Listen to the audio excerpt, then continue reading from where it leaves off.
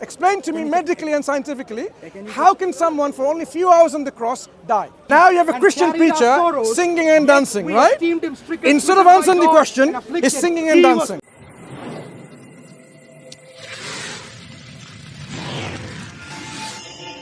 Just a detail.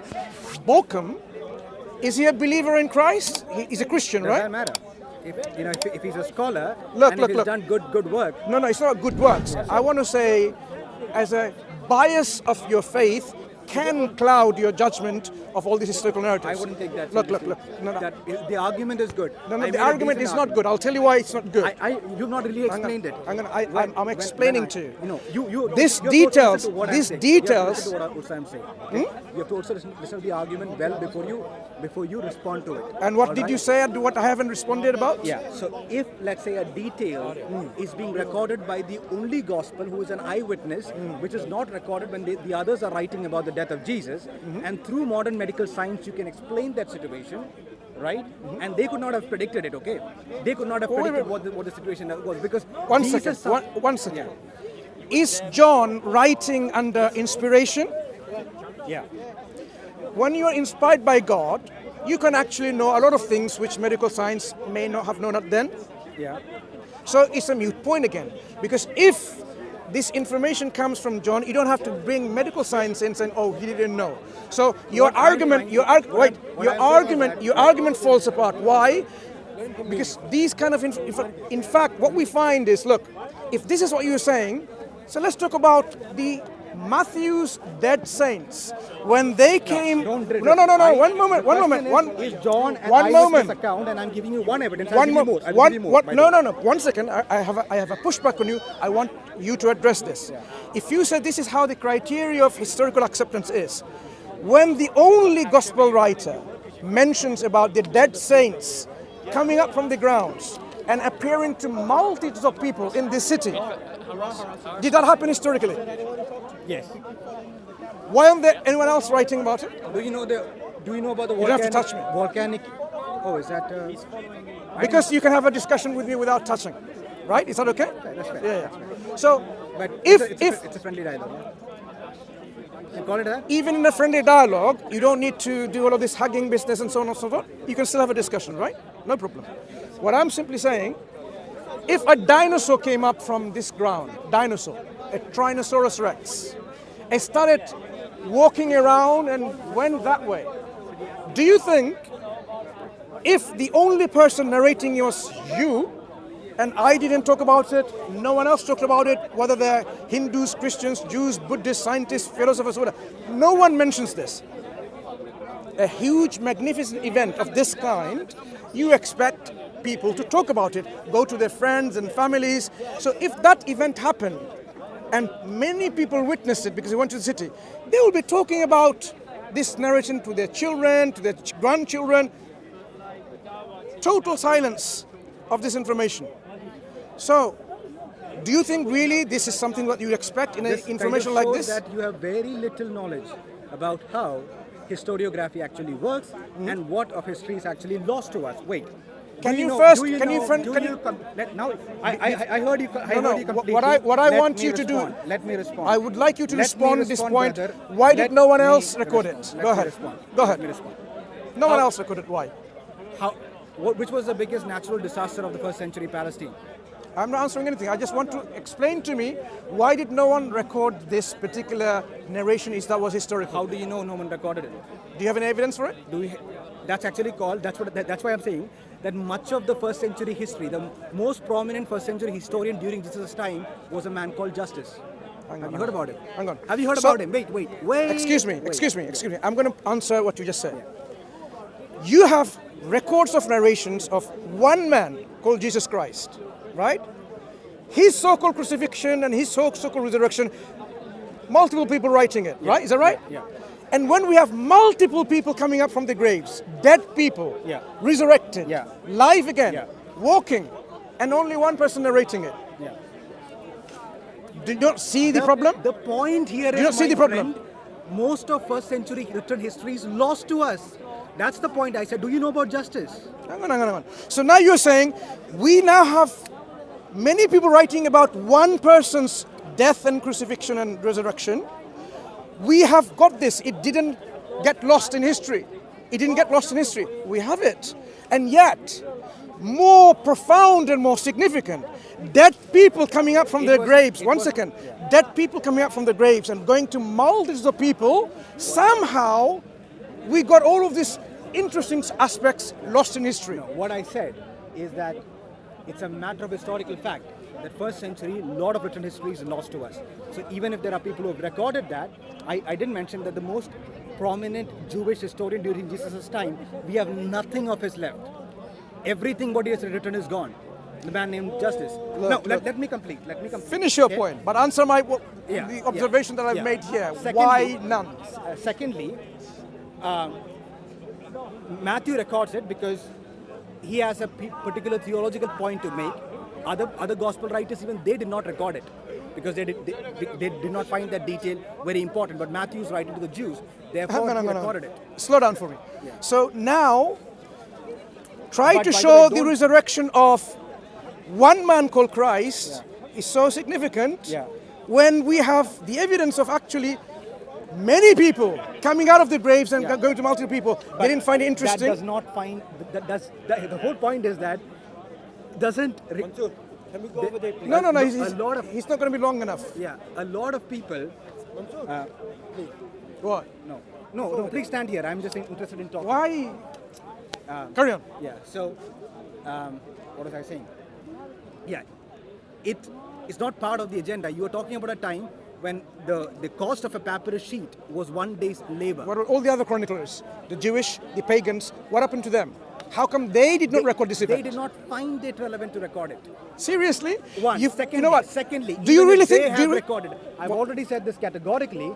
I've named one of the most prominent Jewish historian during Jesus' day, around AD 30s, named Justice. All of his writings are lost, so we don't even know if he recorded it.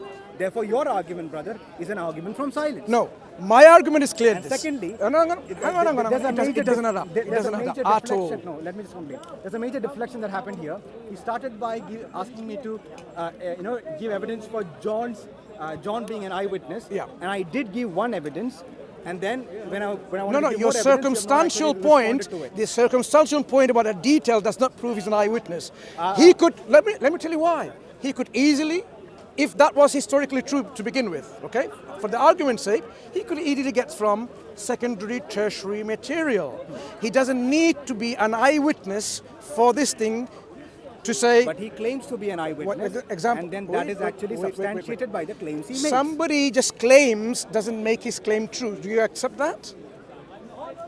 We have to examine. If it is corroborated by evidence, we have to, no. If we find no other gospel writers corroborating John in many of the Christologies, for example, then we know the Gospel of John, gospel writer, is putting things in the mouth of Christ. Well, excuse me. The writer, John, attributed for that gospel, is putting the words of Jesus, putting his words in Jesus' mouth. Isn't that what the scholars say? No, that is not what the scholars say. Wait, What the scholars say. Wait, 1 second. You have to refer to which scholars? There are One scholars second. who would say different things about the hadiths. One second. Yeah. Are there Christian scholars in Christian academia Yeah. in which they say that John is writing and projecting not of a historical Jesus, what he said, but rather he's projecting John's own theology, own words, and saying this is what Jesus said? Do we have Christian scholars who said that in academic publications? You can tell me. I'm asking, do you know of any? No. I'm simply asking to see whether you actually read historical and academic scholarship. I do read academic scholarship. Good. So are you aware Yeah. of any scholarship Yeah. where Yeah. Christian scholars Yeah. who study this field Yeah. who said that? There could be.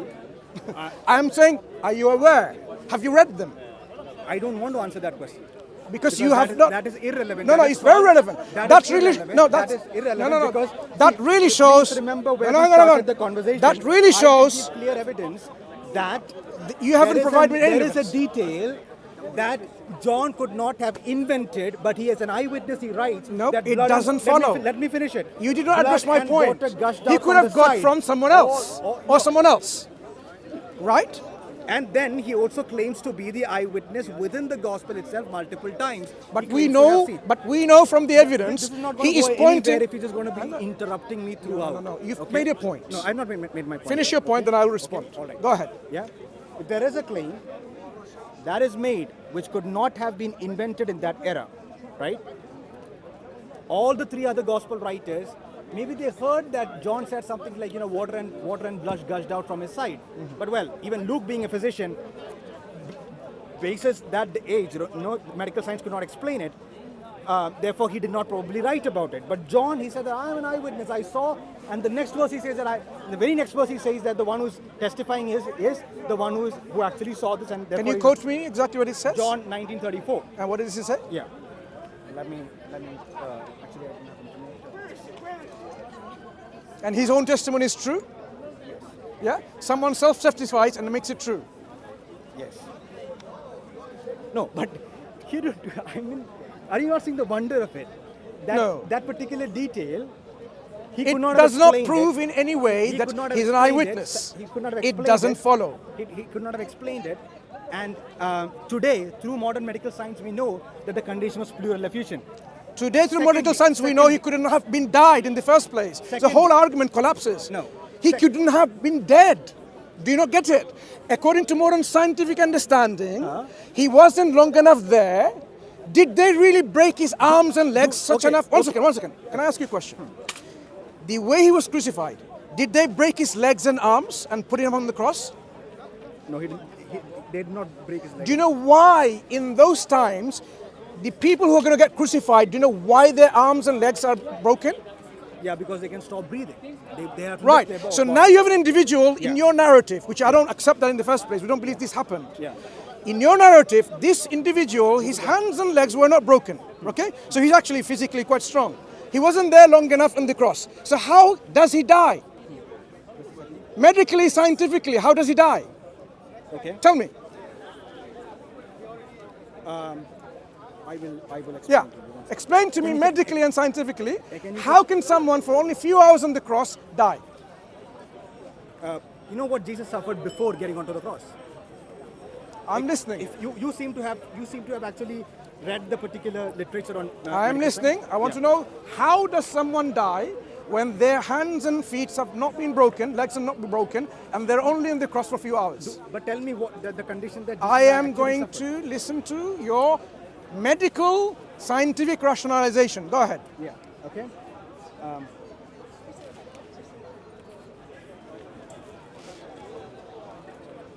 You know, here's what I'm quoting from a peer-reviewed medical science journal. It says, clearly the weight of historical and medical evidence indicates that Jesus was dead before the wound to his side was inflicted, and supports a traditional view that the spear thrust between his right ribs probably perforated not only the right lung but also the pericardium and lung, and thereby ensured Probably. his death. Probably. His death. And here is one of the members of the Jesus Seminar and one of the key opponents of the Christian view, Gerd Ludemann. He writes, the historian Gerd Ludemann writes, the fact of the death of Jesus as a consequence of crucifixion is indisputable, despite hypotheses of a pseudo-death or a deception which are sometimes put forward. It need not be discussed in academia further. Oh, faith claim. So now tell me again what you've read. See if you've comprehended what you've read. Yeah. So now tell me, what was the mechanism of his death on the cross? What is the mechanism? How did he die on the cross? Jesus had already suffered a lot. What did he including suffer? a condition called hematidrosis. And what is that? You tell me what is that? I'm asking you. Tell us. The What is reason it? because you've been the Excuse same me. question. I'm asking you a just simple want to- question. I just Wait. want to- I just want to expose you. Don't just waffle around. I'm asking you a simple I question. want to just expose Tell me now. for the people who are Hang on. seeing, I want to expose Can you? that you have not, You can actually do. not read the You literature. can do the exposition. No problem. Yeah. So how did he die? What condition did he have? Hematidrosis. Tell me what is hematidrosis. I'm asking you. What is that? Because you claim to be an expert on Excuse me. When did I say I was expert? No, you. Look at the No, deflection. You So said, don't deflect You it. said Don't that, deflect oh, it. in academia has. Excuse me. Are there any scholars? Instead of who have said deflecting, this? instead of Yeah. deflecting. Yeah. So this condition again. Say it once more so all can hear. Hematidrosis. Hematodosis. And what is that condition? Let's hear it all. It is the condition where under extreme stress, very, very rare occurrence that modern medical science has identified, under extreme duress, a person would sweat blood. In extreme duress. So Jesus Christ, who came according to them voluntarily to die on the cross, obviously it's not going to be extremely duressed. that is your One view. second. You believe Jesus knew he's going to be sacrificed. That's the whole idea, isn't it? So someone who knows I'm going to get sacrificed on the cross, does that follow rationally at all that he's going to be extremely duressed so much that he's going to sweat blood? Because Nonsense. He was not the product of a Gnostic. Hang on. Nonsense. That is So, not nonsense, dude. Look. Because Hey, listen. Someone in your belief who came to self-sacrifice on the cross knows that this is what I have to do. Yes. This is my mission. Yes. So now is he going to be really worried so much that he's sweating blood? No. okay. Anyone say yes? Raise your hand. Say yes. No. No one agreeing with you, my friend. Because the reality is, If wait. a bunch of Muslims would stand Get there some and- Christians, and get say- some Christians, get some atheists. Yeah, Because okay. the reality is, there shouldn't be any kind of stress and worry and anxiety because he knows this is what his outcome is. But His he was mission. fully man. Wait, but He was fully man. But was he not God at came- the same- sorry. He came here to suffer. Wait. He came here to suffer. But And there the was no suffering. Began in the Garden of Gethsemane. Uh-huh. Now, So listen this. Listen to me. One second. Listen Can to you? me. I Listen will. to I will. Yeah. But let me just complete. just Let me no. complete. You Just guys keep on talking. make this point. This condition that you said. This condition This does monologue, not. I'm not Does interested in not. this monologue. I'm Now not you interested don't in like this it monologue because when you're scrutinized, I you don't like it. I put forward two details, my friends. You can check Does this out. not prove- You can check this out. You can check it out. It Luke doesn't being prove. a physician, Was he an eyewitness? Luke being a physician. Was he an eyewitness? When he heard. Was he an that- eyewitness? When he heard that Jesus sweat blood, a detail that other gospel writers did not record, he writes it down. Today Was he we an know- eyewitness? Today we know Excuse that me. the condition is hematidrosis. Assalamu alaikum. Hematidrosis. Was Luke an eyewitness? Luke wrote based on Answer the question. Was he an eyewitness? No, he was not an eyewitness. Now, he was an eyewitness and he's writing from other people, rumors. Yeah. So Oh the- my goodness. hang on. The Air India flight crash. Hello? Did He's, people see it? he's writing from other people where it's all about rumors that Jesus was this. He was sweating blood and he was sweating honey and he was sweating popcorn. You can mention all Do your you really understand I how listen. stupid an argument you're making? Look, when that's- modern medical science actually looks back and tells you that a person under such severe duress, Why would he be in the duress? because he Yeah. was fully man and he suffered fully for the sake of humanity. Wait. What was the duress that made him sweat blood? Tell me. Because he knew that as a human, the pain and the suffering Wait, that he wait. was going to go through during the night. Wait, slow down. What is going to happen is going to be crucifixion, right? Many people were crucified. Yeah. So he is God on earth, according to your belief, Yeah. but he has a human body because Yeah. he's assumed a human body. Yeah. So this human body was so weak, and that God is not supporting this human body at all in your theology, that he is now so much under duress, he's suffering. Does it add up? First of all, Does it add up? see how far this has deflected. I have No, given no, two your- details in the gospel. No. All your that they supporting could not have evidence predicted or invented is on their actually own. a whitewash. It doesn't add up. It doesn't make any because sense. medical details, they doesn't could help not you. have invented it. That doesn't help you at Secondly, all. when Jesus was fully human being, he took the pain, the What pain? suffering. What pain? The suffering. What suffering? From hematidrosis in the Garden of Hang on. Gethsemane. What if suffering you- did he take in? Look, you have a human being. He's really worried, really in anxiety, Yeah. in sweating blood. Now, what pain is he suffering? What pain? What do you mean by what pain? An individual who's God on earth, like Yeah. he's God. Yeah. He knows. Did you know he was God, right? Yes. So he's God and he knows he's God. Yeah. And now he's so much worried that I'm going to die by crucifixion.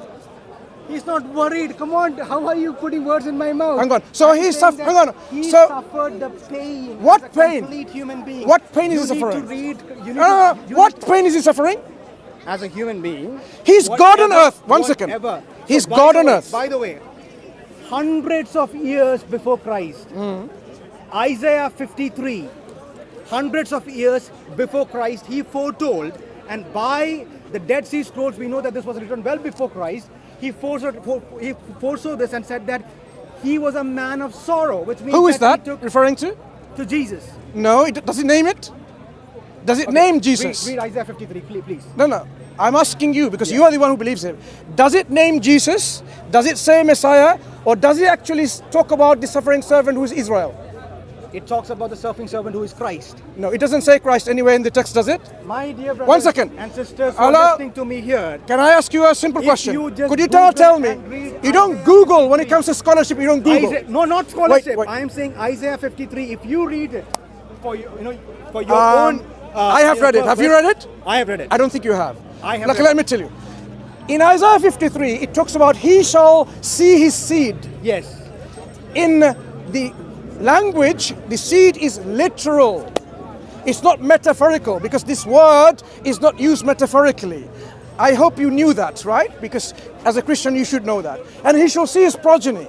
So this individual or a nation that is talking about, that shall see his seed and see his progeny, if that referred to Jesus, has Jesus got any children, literal sons, daughters? No. Has Jesus got literal progeny? No. So I'm afraid Isaiah 53, excuse me, Isaiah 53 cannot and would never indicate it's referring to Christ because it's talking about someone or some nation as a group will see literal seed. I'm sorry, my friend, you didn't know anything about that. You need to learn a bit more about the Old Testament.